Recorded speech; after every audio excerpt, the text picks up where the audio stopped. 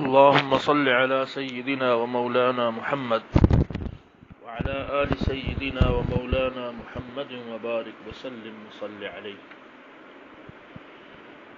ہمارا جو درس چل رہا تھا اس میں تھا کہ حدیث پاک کے معاشرے پر اثرات،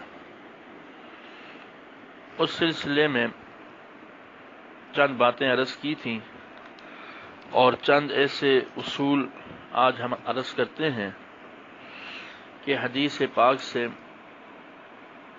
جس سے پتہ چلتا ہے کہ معاشرے پر حدیث پاک کے اثرات کس طرح پڑ سکتے ہیں اور ایک معاشرہ حسین، جمیل اور خوبصورت کیسے ہو سکتا ہے۔ معاشرے کو خوبصورت بنانے کے لیے حسن اخلاق کی بھی شدید ضرورت ہے۔ جتنا انسان اچھے اخلاق اپنائے گا اتنا معاشرہ بھی درست ہوگا اور اس کی اپنی قدر و منزلت بھی معاشرے میں ہوگی۔ آئیے دیکھتے ہیں اس سلسلے میں رحمت عالم جناب نبی کریم صلی اللہ علیہ وآلہ وصحبہ وسلم نے امت کو کیا رہنمائی ارشاد فرمائی۔ حدیث پاک میں ہے، حضور فرماتے ہیں عن ابی الدرداء رضی اللہ عنہ عن النبی صلی اللہ علیہ وسلم قال ما من شيء اثقل في الميزان من حسن الخلق، سنن ابی داود کتاب الادب۔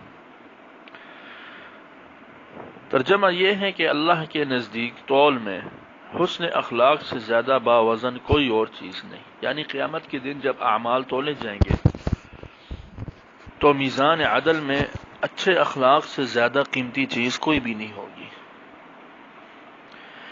اس بات کو دوسرے الفاظ میں یوں سمجھا جا سکتا ہے کہ زندگی کے فطری نقشے میں سب سے زیادہ اہم اچھا اخلاق ہے۔ اچھا اخلاق انسانیت کا حسن ہے۔ کسی انسان کی انسانیت جب اپنی اعلیٰ صورت میں ظاہر ہوتی ہے تو اسی کا نام حسن اخلاق ہے۔ جیسے دریا کا حسن اس کی روانی، پھول کا حسن اس کی خوشبو، باغ کا حسن اس کی ہریالی اور تر و تازگی، اسی طرح چاند کا حسن اس کی چاندنی، بارش اور باران کا حسن اس کے بہترین انداز میں بہنے، تو انسان کا حسن بھی یہ ہے کہ جب وہ معاملہ کرے تو اخلاق کی اعلیٰ شان اس میں پائی جائے۔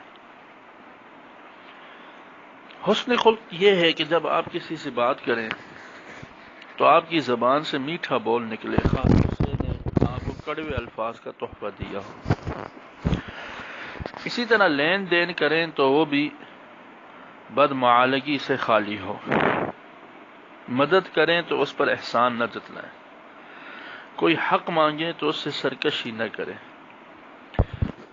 خوش اخلاقی دوسروں کی رعایت کرنے کا نام ہے اور بد اخلاقی اپنی رعایت کرنے کا نام ہے۔ جو شخص صرف اپنی ذات کے لیے جیتا ہو، اپنے مصلحتوں اور فائدوں کی خبر رکھتا ہو، اس کا اخلاقی سلوک خود پسندی پر قائم ہوگا۔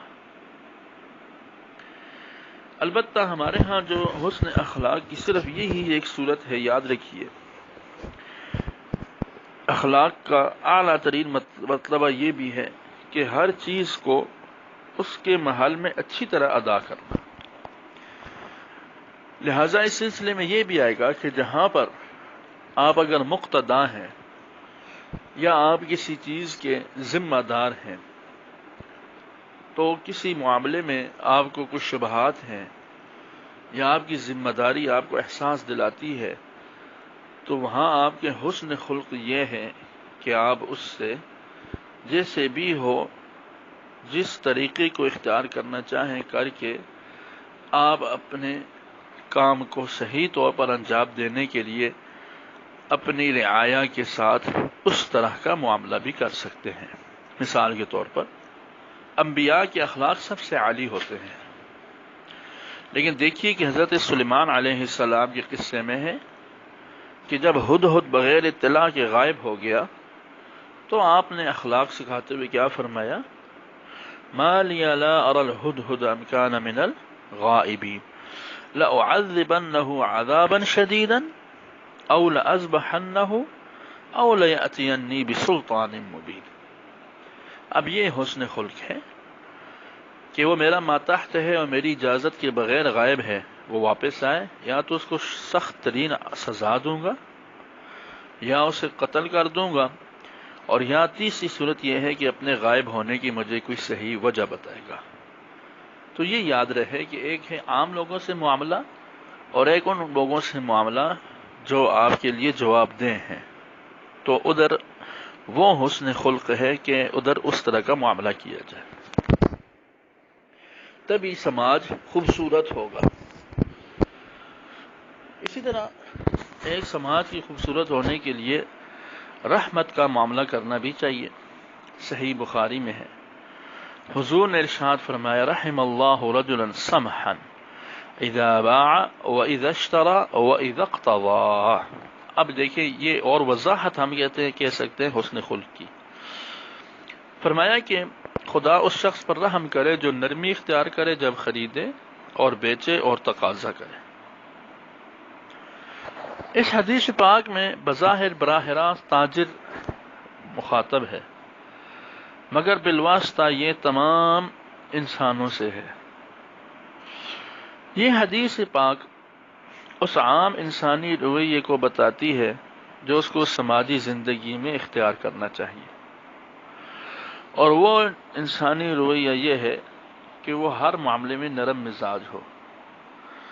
جب سوچے تو مخالفانہ انداز میں نہیں بلکہ خیرخواہی کے انداز میں سوچے. معاملہ کرے تو اکڑ پن نہ ہو، لچک ہو. خرید و فروخت کے وقت دوسروں کی رعایت کرنے والا ہو. جب دوسروں کے اوپر اس کا قرض ہو، یعنی اس نے قرضہ لینا ہو، تو اس کی وصولیابی میں سختی کا انداز اختیار نہ کرے. دیکھیں جس سماج میں ایسے مزاج رکھنے والے انسان ہوں وہ سماج رحمت کا سماج ہوگا. ایسے سماج میں انسانیت پرورش پائے گی. ایسے سماج میں لوگوں کا حال یہ ہوگا کہ اپنے حقوق سے زیادہ وہ دوسروں کے حقوق کا لحاظ کریں گے. ایسے سماج کے افراد لوگوں کے درمیان پھول کی طرح رہیں گے، نہ کہ کانٹوں کی طرح. اگر ایک فرد ایسا ہو تو اس فرد کو اپنی ذات کی سطح پر خدا کی رحمت ملے گی، اور سماج کے بہت یا سارے ہی ایسے ہو جائیں تو پورا سماج خدا کی رحمتوں کے سائے میں ہوگا. یہاں یہ اصول یاد رکھیے کہ نرم مزاج والا انسان ہی سچا انسان ہے. جس میں کڑواہٹ ہو وہ تو چلتا پھرتا پتھر ہے، نہ کہ حقیقی معنوں میں کوئی انسان.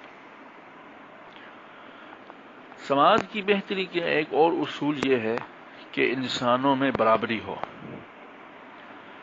رحمت عالم جناب نبی کریم صلی اللہ علیہ وسلم نے حجۃ الوداع میں خطبہ دیتے ہوئے فرمایا تھا،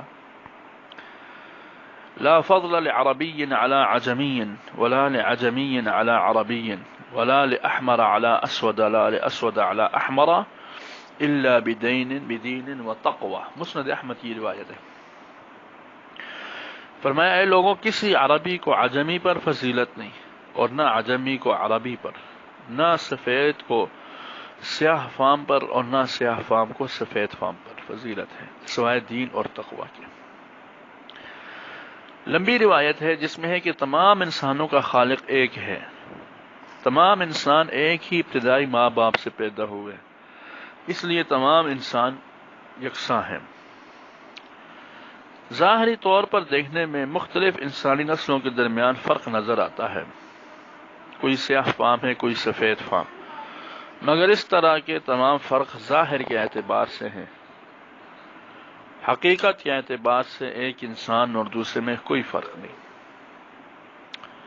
انسانی برابری کا یہ تصور خدائی شریعت کے مطابق ہے اور فطرت کے بھی. مزید یہ کہ انسانوں کو برابر کا درجہ دے کر ہی بہتر سماج بن سکتا ہے. جس سماج میں لوگوں کو برابری کا درجہ نہ دیا جائے وہ کبھی امن اور خوشحالی کا سماج نہیں بن سکتا. البتہ ایک آدمی اور دوسرے کے درمیان فرق کی بنیاد نسل، رنگ اور زبان نہیں بلکہ کردار پر ہے.